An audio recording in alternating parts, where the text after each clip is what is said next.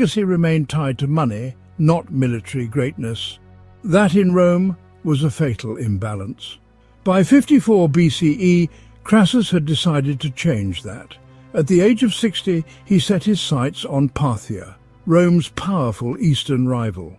Located in modern-day Iran and Iraq, the Parthian Empire was a formidable adversary, feared for its cavalry and political cunning.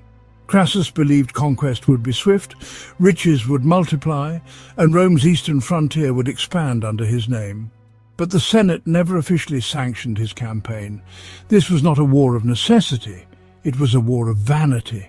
Crassus marched eastward with approximately 7 legions, totaling around 40,000 infantry, along with several thousand cavalry and auxiliary troops.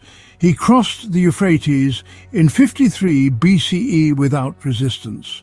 Some advised caution, including the Armenian king Artavasdes II, who urged Crassus to invade through Armenia, where mountainous terrain would negate the strength of the Parthian cavalry. Crassus, however, rejected the advice. He wanted a direct route, a swift victory, and most importantly, glory earned on Roman terms. Plutarch, the moralist historian of the 1st century CE, later wrote that Crassus was driven less by a thirst for glory than by an insatiable hunger for wealth, so much so that he believed no one should be called rich unless he could pay for an army.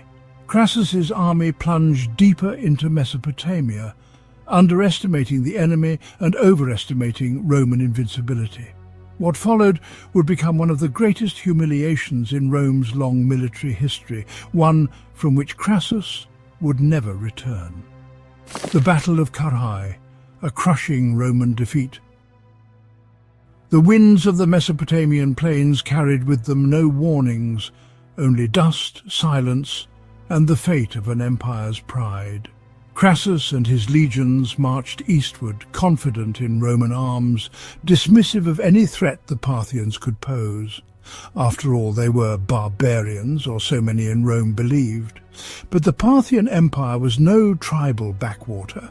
It was a disciplined and formidable power. Its military might rested in the precision of horse archery.